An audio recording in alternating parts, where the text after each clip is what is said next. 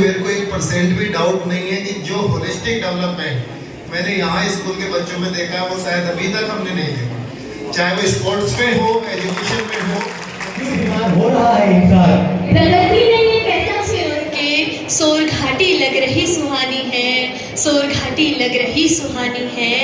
उनसे कुछ सीखने की आज हमने भी ठानी।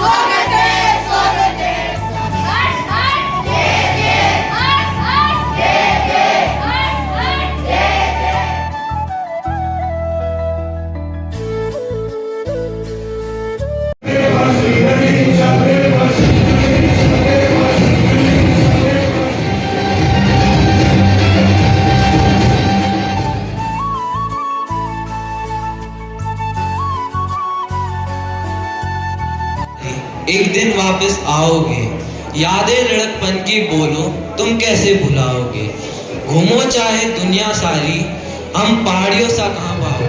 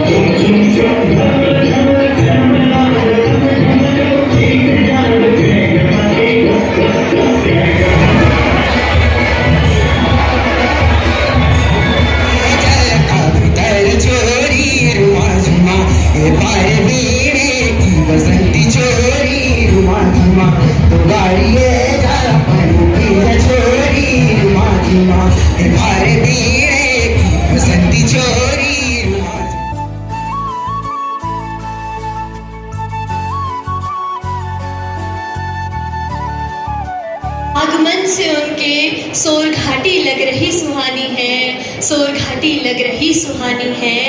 उनसे कुछ सीखने की आज हमने भी ठानी है, आज हमने भी ठानी है। मेहमान है आज जो हमारे, उनकी साधारण सी जिंदगानी है, साधारण सी जिंदगानी है। सर, आपको और आपकी टीम का हमारे एशियन परिवार में हार्दिक स्वागत एवं अभिनंदन। मैं तहे दिल से आपका धन्यवाद अदा करना चाहती हूँ कि आपने हमें इस लायक समझा कि हम आपकी पहल में भागीदारी निभा पाए। आज मैं आप सभी के सामने अपने विचार प्रस्तुत करना चाहती हूँ। बदलाव तो प्रकृति का नियम है, बदलाव तो प्रकृति का नियम है। कुछ बदलावों से कहीं खुशियाँ हैं तो कुछ आंखें नम हैं, तो कुछ आंखें नम हैं। जी हाँ, आज मैं एक ऐसे बदलाव की बात करने जा रही हूँ जो कि भारत में 2017 में लागू किया गया था और इस बदलाव का नाम है वस्तु एवं सेवा कर, जिसे अंग्रेजी में GST यानी गुड्स एंड सर्विस टैक्स कहा जाता है। ये भारत में 17 जुलाई 2017 को लागू किया गया था। कर एक ऐसा भुगतान है जो कि देश के हर नागरिक द्वारा सरकार को दिया जाता है। यदि वो कर किसी वस्तु या सेवा के बदले सरकार को दिया जाए तब वह वस्तु एवं सेवा कर कहलाता है। तो सवाल ये खड़ा होता है कि क्या देखने को मिला कि इसके कुछ लाभ हैं तो कुछ हानि भी है। तो मैं शुरुआत करना चाहूँगी इसके लाभ से कि कैसे ये आम जनता को प्रभावित कर रहा है, कैसे इसने हमारे जीवन में खुशहाली फैलाई है। जैसे मैंने कहा कि जीएसटी के लागू होने से पहले भी भारत में कई अन्य कर वस्तुओं पर लगाए जाते थे, उन पर लागू किए गए थे, परंतु दिक्कत यहाँ आती थी कि कोई भी वस्तु का जब निर्माण किया जा रहा है तो वो बनने से लेकर ग्राहक को मिलने तक अलग अलग प्रक्रियाओं से गुजरती है। महंगाई बढ़ने का एक अहम मुद्दा बन गया था, जिसके कारण महंगाई बढ़ती जा रही थी। तो जीएसटी को लागू करने के पश्चात ये कर वाली प्रथा कहीं खत्म होती नजर आई और लोगों को महंगाई का सामना नहीं करना पड़ा। साथ ही साथ जीएसटी के लागू होने के पश्चात करों के प्रतिशत में समानता नजर आई। इसका सबसे अच्छा उदाहरण है गाड़ियों का लेन देन। जीएसटी के लागू होने से पहले गाड़ियों के लेन देन में हमें काफ़ी अंतर नजर आता था। यदि कोई गाड़ी हम अपने राज्य में खरीदें तो गुड़गांव की तुलना में हमें अधिक दामों में मिलती थी, लेकिन आज के समय में हम चाहे गाड़ी हो, कोई भी वस्तु हो, हम चाहे किसी राज्य में, किसी शहर में, किसी भी जगह में क्यों ना ले लें, संपूर्ण भारत में उस कर का प्रतिशत एक वस्तु के लिए समान ही रहता है। तो कहीं ना कहीं जीएसटी ने समानता को भी बढ़ावा दिया है। इस प्रकार बहुत से क्षेत्रों में जीएसटी ने आम जनता का जीवन काफ़ी आसान बना दिया है और लोगों को खुशियाँ दी है। पर कहीं ना कहीं जैसे हर सुबह के बाद अंधेरा आता है, हर खुशी के साथ थोड़ा बहुत दुख तो मिलता ही है, वैसे हर अच्छाई के साथ बुराई तो छिपी ही हुई है।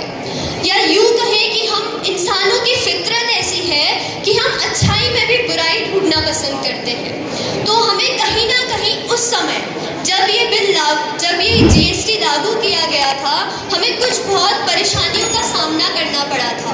जैसे इसकी जानकारी के लिए हमें अपने ज्ञान को बढ़ाना पड़ा, हमें लोगों की सहायता लेनी पड़ी, ऑनलाइन माध्यम का सहारा लेना पड़ा और इसका प्रभाव पड़ा व्यवसायियों के लिए और थोक विक्रेताओं के लिए। लेकिन कहते हैं ना कि अगर हम किसी जानवर को भी अपनाएं तो कुछ समय के बाद उसे हमसे और हमें उससे लगाव हो जाता है। तो ये तो एक छोटा सा बदलाव था, ज़रूरत थी कुछ बहुत समझौते की जो हमने किया और उसका परिणाम हमें आज काफ़ी अच्छा मिल रहा है। तो मैं आप सभी को ये कहना चाहूँगी कि सरकार हमारे लिए जितने भी निर्णय लेती है, जितने भी कदम उठाती है, वो काफ़ी सोच समझकर और काफ़ी सलाह मशवरे के बाद हमारे सामने प्रस्तुत करती है। तो इसका साफ साफ अर्थ ये हुआ कि जितनी भी चीज़ें भारत में लागू हो रही हैं वो हमारी ही भलाई के लिए है। बस ज़रूरत है हमें जागरूकता की, हमें उस चीज़ के बारे में ज्ञान प्राप्त करने की। सरकार यदि हमारे लिए काम कर रही है तो हमें आवश्यकता है सरकार को सहयोग देने की। आज हम सभी को जीएसटी के बारे में पता है, लेकिन कुछ लोग अभी भी ऐसे हैं जो जीएसटी को नकारात्मक तरीके में लेते हैं।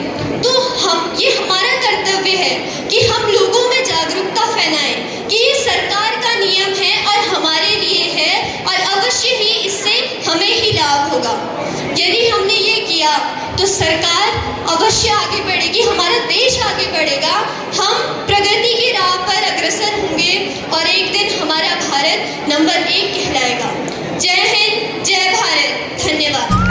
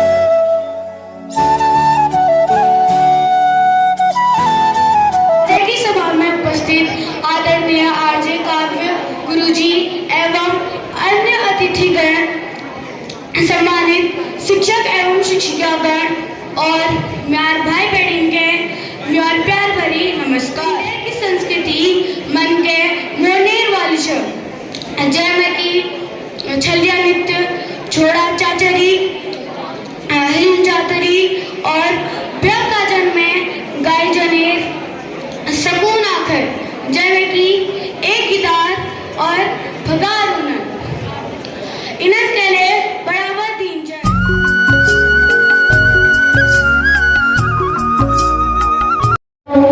कि मेरे विचारों में देशभक्ति का क्या अर्थ है।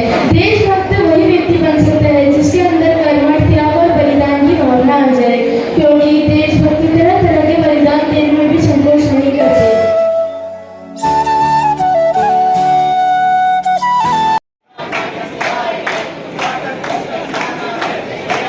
नेचर ने ये कैसा बदला निकाला, मानव ने अपना ही रंग बदल डाला।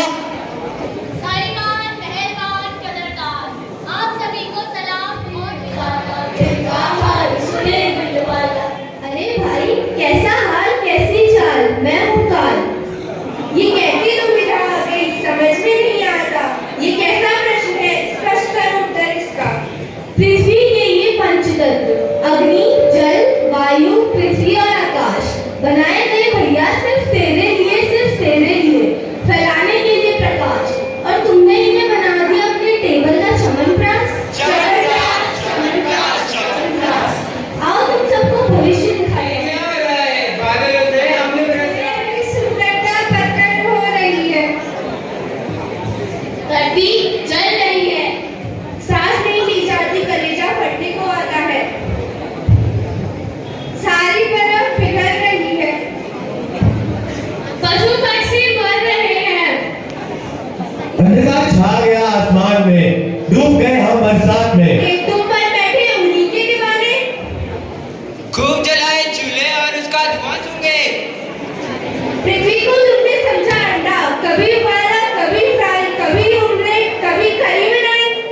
दोस्तों, जैसे कि आप सब देख पा रहे हैं, कहीं पे बाढ़ आ रही है, कहीं पे फसल उजड़ जा रही है, मासूम चिड़ियाओं की जान जा रही है। आखिर ये सब क्यों हो रहा है?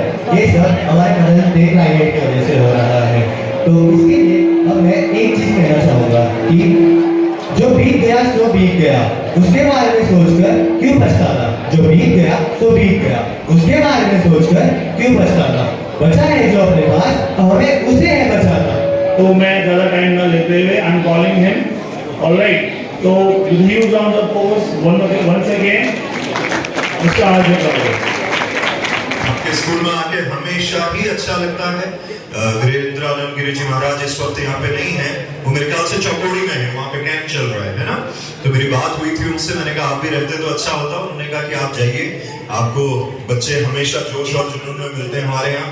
मैंने कहा बिल्कुल। और जिस तरह से आज इतनी बढ़िया कल्चरल परफॉर्मेंसेस हुई हैं, इतनी अच्छी स्पीच हुई है, इतना अच्छा स्किट हुआ है, और स्पेशली वो छोटा सा आई थिंक सेकंड स्टैंडर्ड में हमारा छलिया जो बना हुआ है, एक बार जोरदार तालियां इनके लिए। कितना खूबसूरत, इतना बढ़िया तरीके से, इतनी बढ़िया एनर्जी। उसके अलावा जो गाना गा रहे थे उसमें आप जो पीछे खड़े हैं, इनके लिए भी ताली बजाओ। सुनता हूँ बड़े बड़े लोगों के मुंह से, वो कहते हैं कि हमारी संस्कृति कहाँ जा रही है, क्या होगा पता नहीं। मैं कहता हूँ आज तो हमारी संस्कृति का बहुत अच्छा टाइम आया है। जब आप देखिए ना, इतने सारे बच्चे एक साथ इतने कमाल के लग रहे हैं। हमारा जो एपड़ से लेके, हमारी रंगीली पिछवाड़ी से लेके, हमारे घाघरे से लेके, गगरी से लेके, सब कुछ इतना प्रचलित हो रहा है। और प्रधानमंत्री महोदय ने तो हमारे पहाड़ की टोपी पहननी भी शुरू कर दी है। देखा ना आप लोगों ने, ताकि हम अपने गोदेश में वो कौन सा एक ब्राजील वाला कौन सा गाना था, उस पे डांस करते रहते थे हम लोग, है ना।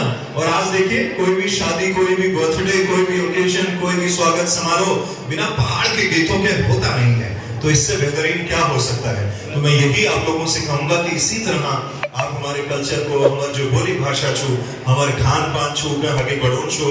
उसके अलावा जो इस बार की हमारी थीम है, लास्ट ईयर क्या थीम थी, किसी को याद है? हाँ, किसने बोला? हाथ खड़ा करो। बिल्कुल सही बोला, वो पीछे, क्या बात है। अच्छा, ये पाठक जी की लड़की हाँ, तो राज्य निर्माण से राष्ट्र निर्माण, बिल्कुल ये पिछली बार की थीम थी। और इस दफा हम आए हैं केदारखंड से मानसखंड। 1 नंबर मजा नहीं आया, जरा इधर वाले पापा की परियां चलो चेक करते हैं। केदारखंड से मानसखंड, केदारखंड से मानसखंड। अब जरा मम्मी के मगरमच्छ। केदारखंड से मानसखंड। सबसे पहले अपनी सर को कॉन्ग्रेचुलेशन दूंगा और मैं ये कहते हुए मेरे को 1% भी डाउट नहीं है कि जो होलिस्टिक डेवलपमेंट मैंने यहाँ स्कूल के बच्चों में देखा है वो शायद अभी तक हमने नहीं देखा, चाहे वो स्पोर्ट्स में हो, एजुकेशन में हो, किसी में हो। और आपके धामी सर के स्टेटस के थ्रू मुझे आपके सैनिक स्कूल्स के रिजल्ट्स का, इनका भी सबका पता चलता रहा है। चलिए, हालांकि मुझे लगता नहीं आपको 12th के बाद किसी गाइडेंस की जरूरत पड़ेगी यहाँ पर पढ़ते हुए, लेकिन फिर भी जो बच्चे आफ्टर 12th एनडीए के लिए जाना चाहते हैं, आईआईटी के लिए जाना चाहते हैं या मेडिकल की प्रिपरेशन करना चाहते हैं, तो उनके लिए हर ईयर हम एक एग्जाम कराते हैं जिसको इस बार हमने डीसेट का नाम दिया है। अगर आप एग्जाम में पार्टिसिपेट करते हैं और आफ्टर 12th जब प्रिपरेशन के लिए अगर आप देहरादून मूव ऑन करना चाहते हैं तो वहां पर हमारा फाउंडेशन आपको स्कॉलरशिप प्रोवाइड करता है। जो टॉप 20s में बच्चे रहते हैं उनको अप टू 100% आपको क्या दिया जाता है, स्कॉलरशिप दिया जाता है। सब लोग एक साथ गाएंगे। केदारखंड से मानसखंड, 1 नंबर उत्तराखंड।